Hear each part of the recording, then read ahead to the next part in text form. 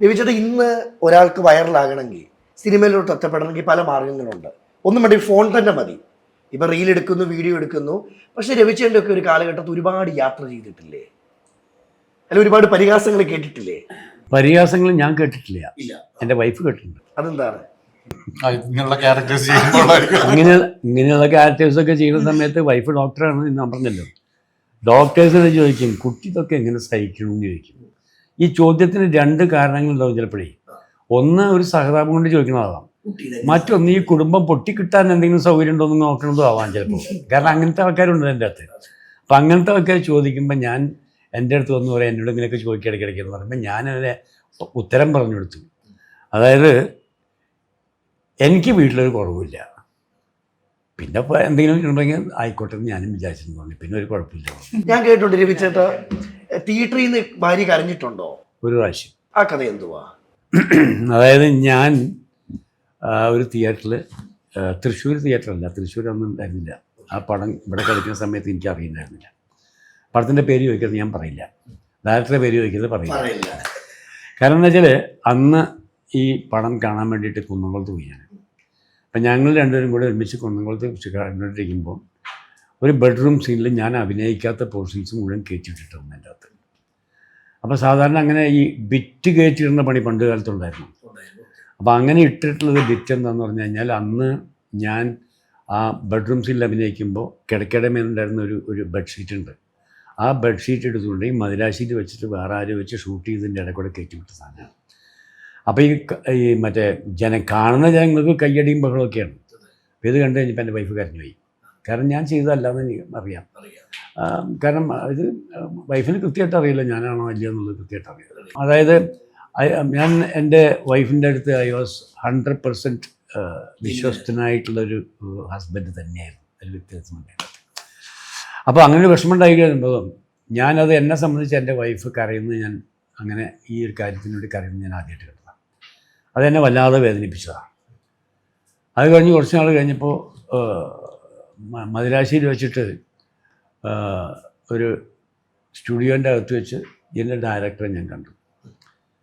അപ്പോൾ എങ്ങനെയുണ്ട് പടം ഓടിയെന്നൊക്കെ ചോദിച്ചാൽ ലോഹിയൊക്കെ പറഞ്ഞ് കഴുത്തിൽ കൊണ്ടുപോയി ഒരു പറാൻ്റെ അറ്റത്ത് കൊണ്ട് ചെകിടത്ത് വെച്ച് പട്ടാന്നൊരു ഒറ്റ പെടയും വെച്ച് കൊടുത്തു. ആരും അറിയണ്ട.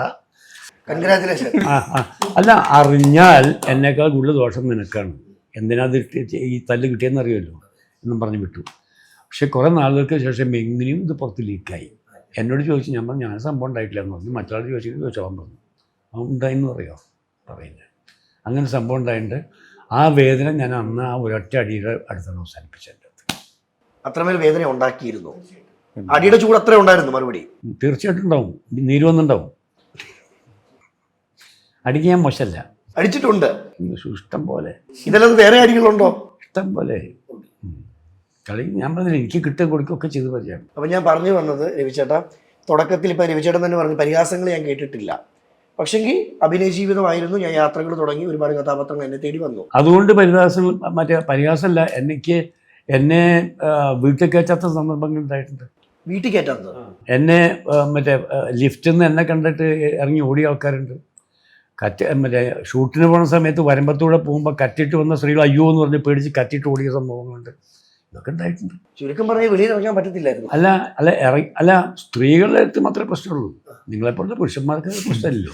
ശരിക്കും കഥാപാത്രത്തിന്റെ അല്ല, അപ്പോഴും നമ്മൾ മനസ്സിലാക്കേണ്ടത് കഥാപാത്രത്തിന്റെ വിജയമല്ലേ? അല്ല, അതുകൊണ്ട് ഞാൻ പറഞ്ഞു എനിക്ക് വിഷമമില്ലെന്ന് പറഞ്ഞു. ഈ ഏറ്റവും അടുത്തുകൂടെ എത്രയോ വർഷങ്ങൾക്ക് മുമ്പ് കഴിഞ്ഞ കഥയാണ് ഇതൊക്കെ. ഈ അടുത്തുകൂടെ ഒരു മാറുമിക്കാർ ഇൻ്റർവ്യൂ നടത്തിയെൻ്റെ. ആ ഇൻ്റർവ്യൂവിൻ്റെ അകത്ത് ഞാനും എൻ്റെ ഇവിടുത്തെ കുറേ കാര്യങ്ങളൊക്കെ ഇട്ട് അവസാനം പുള്ളി പറഞ്ഞതെന്ന് വെച്ചാൽ അതിൻ്റെ ഹെഡിങ് തന്നെ ടി.ജി. രവിചേട്ടൻ ഒറ്റയ്ക്കല്ല എന്നാണ്. കാരണം വെച്ചാൽ ഈ വീടിൻ്റെ പേര് അമ്പടി എന്നാണ്, എൻ്റെ വൈഫിൻ്റെ പേരാണ്. അങ്ങനെ പുള്ളി നല്ലൊരു ഇൻ്റർവ്യൂ നടത്തിയതാണ് അതിൻ്റെ അകത്ത്. പക്ഷേ ഈ ഇൻ്റർവ്യൂ കണ്ടിട്ട് വേറൊരുത്തൻ ഒരു ഫേസ്ബുക്കിൻ്റെ അകത്ത് ഇട്ട്, എനിക്ക് ഫേസ്ബുക്കും ഇല്ല ഫേസും ഇല്ലാത്ത ആളാണ് ഞാൻ. അപ്പം മറ്റേ ബോട്സ്വാനയിലുള്ള ആഫ്രിക്കയിലുള്ള എൻ്റെ മൂത്ത മകൻ്റെ വൈഫ് എന്നെ വിളിച്ചിട്ട് പറഞ്ഞു, അച്ഛാ ഇതൊന്ന് വായിച്ചു നോക്കുന്നു പറഞ്ഞൊരു സാധനം അയച്ചു തന്നു. അപ്പോൾ അതിൽ എഴുതിയേക്കുന്നത് എന്താ വെച്ചാൽ ഹെഡിങ് എന്താ അറിയുമോ?